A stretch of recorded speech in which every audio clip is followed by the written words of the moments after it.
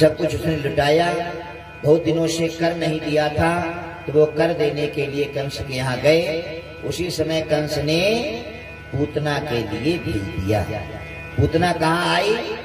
जहां पर भगवान श्री कृष्ण नंदन थे। एक बार प्रेम से बोलिए।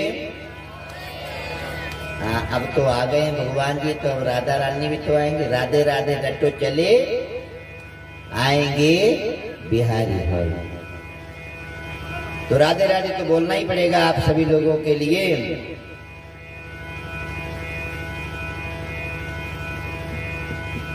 पूतना मैया गई, उसने कहा मैं जितने छोटे छोटे बच्चे हैं उन सभी का वध कर दूंगी। अब उसने सुंदर सा रूप बनाया। सभी लोग कहाँ जा रहे हैं के, तो वो भी उसी के बीच में बढ़ गई। चलो पहले नंद बाबे के लाला को ही ठिकाने पर लगा देती हूँ।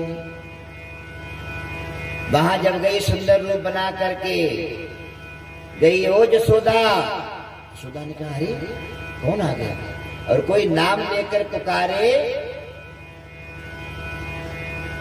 तो आदमी सोचता कोई अपना ही बंदा है कि नहीं, तो नाम कैसे जानता?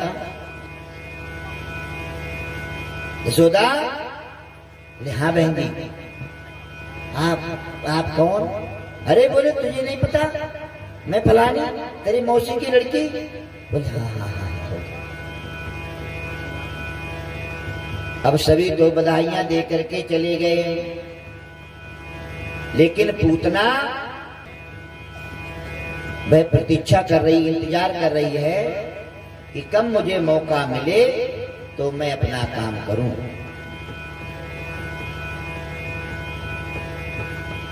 पूतना भी बधाई देती है, यशोदा तेरे बच्चे की लाख वर्ष उम्र हो, बधाई हो। माता यशोदा कहती हैं कि बहन जी आपके लिए भी, ये आपके आशीर्वाद से ही तो सब कुछ हुआ है। अब सारे लोग दाएं बाएं हो गए, तो पूतना ने भगवान श्री कृष्ण को गोदी में उठा लिया और गोदी में उठा करके अपना स्तनपान कराने लगी। ज्यों ही उठा करके स्तनपान कराने लगी, त्यों ही भगवान ने अपने नेत्रों को बंद कर दिया। एक संत कहते हैं ये बताओ नेत्र भगवान ने क्यों बंद कर लिए? भगवान डर गए क्या? बोले नहीं, डर नहीं गए। भगवान देखते हैं कि निर्मल मन जन सो मोहि पावा। निर्मल मन जन सो मोहि पावा। मोहे कपट छल छिद्र न भावा। मोहे कपट छल छिद्र न भावा। श्री राम जय राम जय जय राम। श्री राम जय राम जय जय राम। भगवान कहते जो निर्मल मन, तो निर्मल मन जिसका होगा कि क्या वो जहर लगा करके आएगा? वो तो कुटिल मन था, कपटी मन, पापी मन। तो भगवान मन को देख रहे हैं। दूसरा संत कहता नहीं नहीं ऐसी बात नहीं है। भगवान देख रहे हैं कि इसने कौन से ऐसे पुण्य किए हैं जिसकी वजह से मेरे सन्मुख आई है।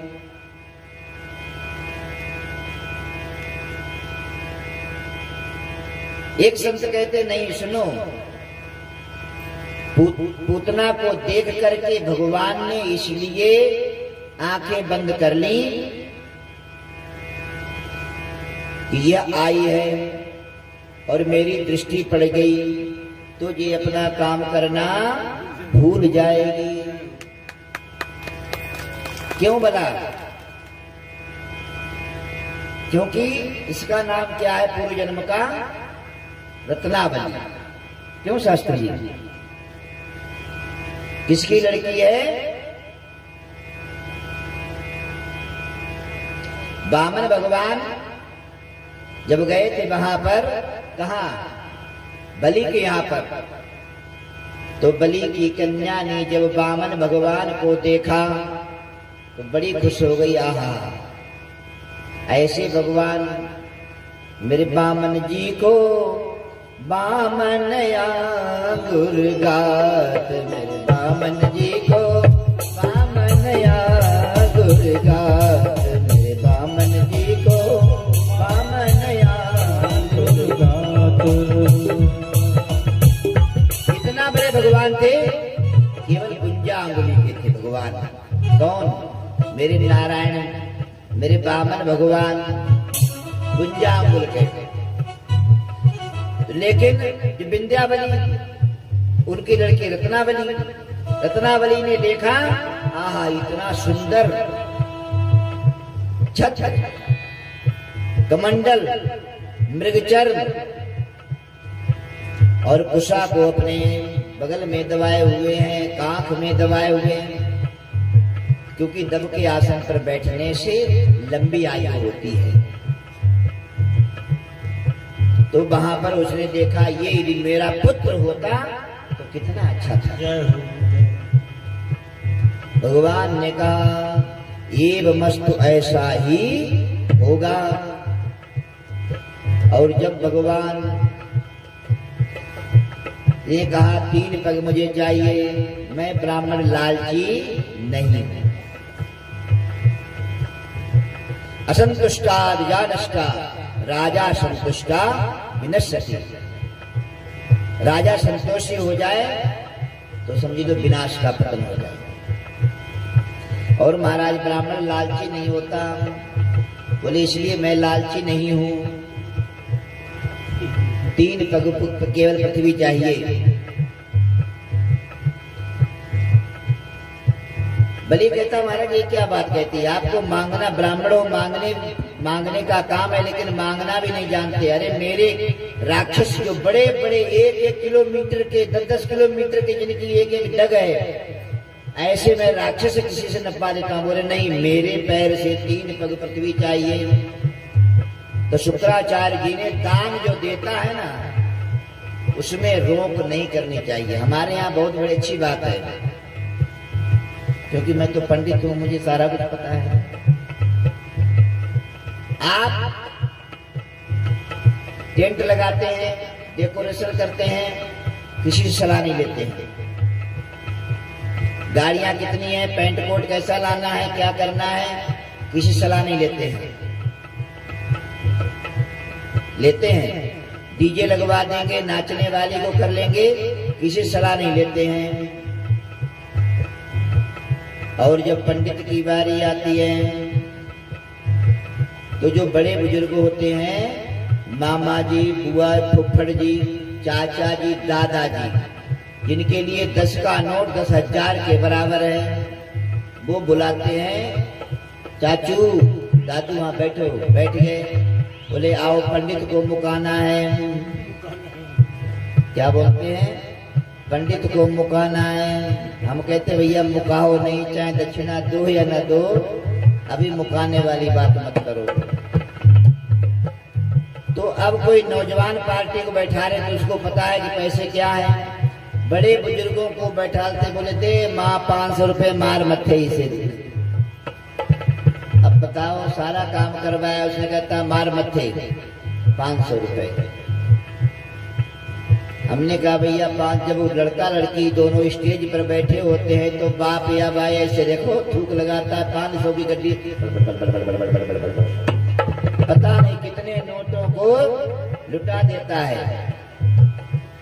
लेकिन जब वहां पर बारी आती है दान दक्षिणा की, तो वो भी पाप के भागी बनते हैं। कौन? जो कहते हैं इतना, अच्छा महाराज ऐसा करते 51 रुपए दे देते हैं ब्राह्मण को। 51, तेरा दिमाग खराब है, इनके दिमाग खराब हो जाएंगे। इतना दे दोगे, अभी आगे फिर शादी करानी है तो 7,000 मांगेगा, फिर और आगे शादी 11,000 मांगेगा। इसलिए अभी से लगाम कस के रखो। पहला सतवा हो रहा है, लगाम कस के रखोगे तो आगे के लिए पता लग जाएगा क्या करना है, नहीं करना, कैसा करना है। ठीक है नहीं? तो बोले जो दान में रोक लगाता है वो भी पाप का भागीदार होता है। शुक्राचार्य जी ने वही बोले नहीं नहीं नहीं, इसको नहीं देना दान, इसको नहीं देना, पता ये छलिया है।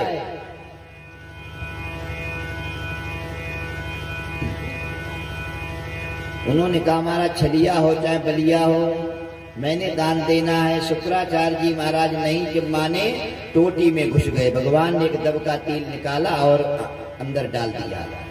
यूं ही डाला तो क्या हो गया, आंख एक कानी हो गई, तो एक आंख शुक्राचार्य जी महाराज की फोड़ दी। अर्थात आज से भेदभाव मत करना, कोई दान देता हो तो कहना बेटा और दीजिए, वहां पर चौधराई नहीं करना। कहीं गलत काम करना हो, शराब पीनी हो, जुआ खेलना हो, मांस खाना हो, तो वहां पर कहना बेटा ये कार्य गलत है, ऐसा नहीं करना चाहिए। अब जब भगवान ने अपना विशाल रूप बनाया, त्रिविक्रम रूप धारण कर लिया, एक में अतल वितल सुतल तलातल महातल विशाल तलातल और पाताल सातों लोगों के लिए नाप लिया। और ऊपर का पैर जब बढ़ाया तो भूर्भुवस्वः महाजनः तपः और सत्य, सातों लोगों के लिए नाप लिया।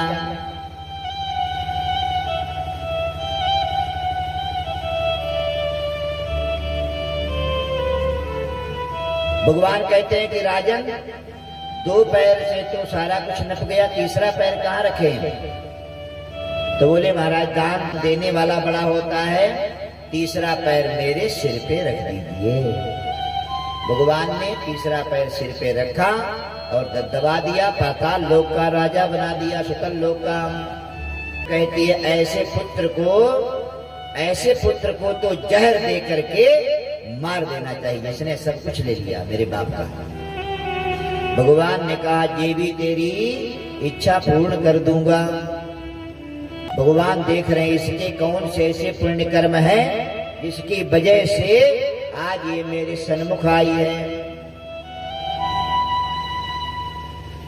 एक संत कहते महाराज वो तो बात ठीक है, लेकिन देखो भगवान ने इसलिए आंखें बंद कर ली क्योंकि भगवान के दोनों आंखों में सूर्य और चंद्रमा है। सच्ची आंख भगवान की सूर्य है, खब्बी आंख भगवान की चंद्रमा है।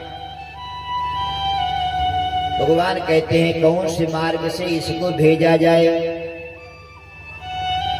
मेरे प्रिय बंधुओं ध्यान रखो, हमारे वैष्णवों में धर्मराज जी का कोई हिसाब किताब नहीं है। धर्मराज जी के यहाँ जाने के लिए कोई मार्ग ही नहीं है। हमारे वैष्णव तो सीधा मार्ग बताते हैं कि यहाँ से जब जीव परम पद होता जाता है तो भगवान के पार्षद आते हैं। कौन आते हैं? भगवान के पार्षद आते हैं, विमान लाते हैं और उस विमान पर बैठ करके जीव जाता है बिरजा नदी के किनारे, जहां बिरजा बैकुंठ के आगे कौन नदी है, ध्यान सुनना थोड़ा सा। जो वैष्णव हैं जिन्होंने राम जी की, कृष्ण जी की और नारायण भगवान की दीक्षा ली है,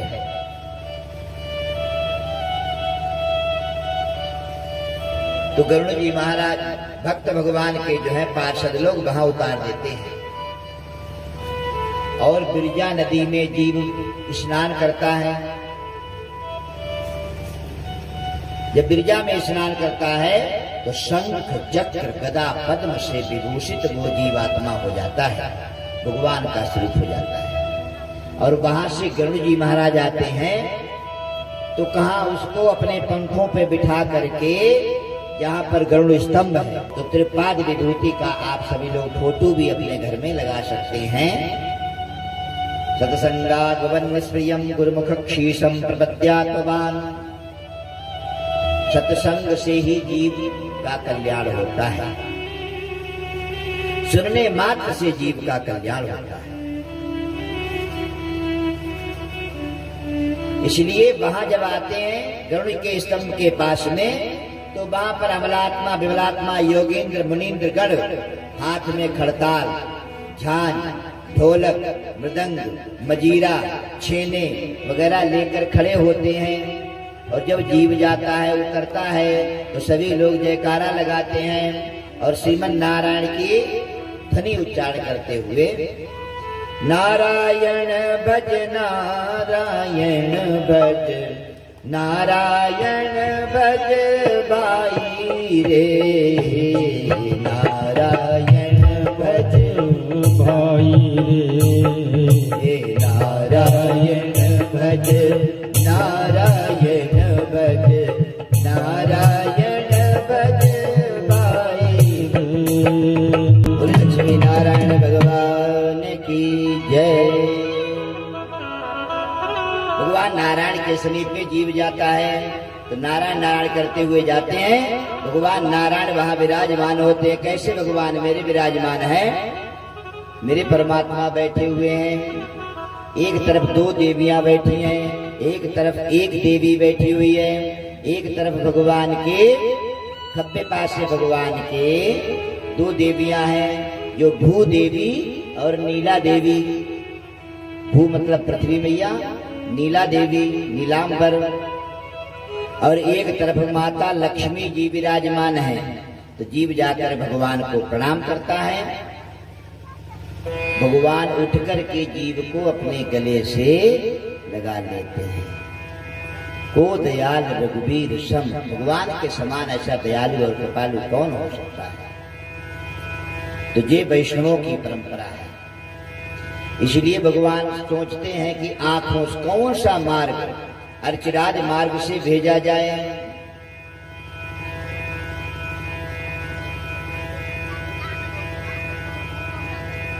एक संत कहते सुनो, ये पूतना कैसी है, इसके पूतम पवित्रम। पूत मतलब होता है पुण्य, ना मतलब नहीं, जिसके कोई जीवन में पुण्य है ही नहीं। और एक ऐसी है कि पूतना, जिसका कोई पुत्र है ही नहीं।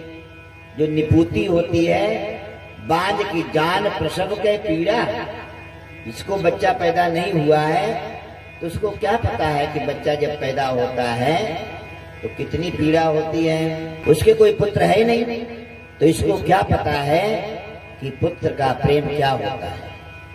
इसलिए भगवान ने आंखें बंद कर ली। पूतना ने सामान्य बालक समझ करके भगवान को गोदी में उठा करके ज्यों ही स्तनपान कराने को हुई, त्यों ही भगवान ने पहले तो दूध पिया, और दूध पीने के बाद पहले तो जहर पिया। अब आंखें इसलिए भी बंद की कि महाराज मैं तो यहाँ आया था माखन मिश्री खाने को, और अति जहर आप पीते हैं। तो प्रभु जी दूध दूध मैं पी लूंगा, जहर जहर तुम पी लेना। इसलिए भोले बाबा को मना रहे हैं। भगवान ने दूध पिया, दूध के साथ में उसके प्राणों को भी पीने लगे। तब वो चिल्लाई, सामंच मंचालित प्रभाषणी निष्पीड्यमानाखिल जीव मर्मणि बिभृक्ष नेत्रे चरणौ भुजो मुहु प्रपेश गात्राक्षिपतिरुरोधः। छोड़ो छोड़ो छोड़ो, छोड़ कन्हैया छोड़। कन्हैया ने कहा मासी मैं जल्दी जल्दी किसी को पकड़ता नहीं, और जिसको पकड़ लेता हूं उसको छोड़ता नहीं। अब वो अपना रूप विशाल बना करके आकाश मार्ग के लिए उड़ गई। आकाश मार्ग के लिए उड़ गई। भगवान ने देखा कि गोकुल से परे चली गई। जगदंश का ही जंगल था, बाग, उसके ऊपर पूतना के प्राण पखेड़ू समाप्त कर दिए, और बगीचे में जाकर के वो धड़ाम से जाकर गिर गई। कितनी बड़ी पूतना थी। पूतना कितनी थी? 6 कोष की पूतना थी। 6 कोष की पूतना थी। पूतमानो वितद्देह त्रिगभ्यो तंत्रद्रुमान चूर्णयामास राजेंद्र महदासी तदद्भुतम। पूतना के गिरने से जोर की आवाज आई।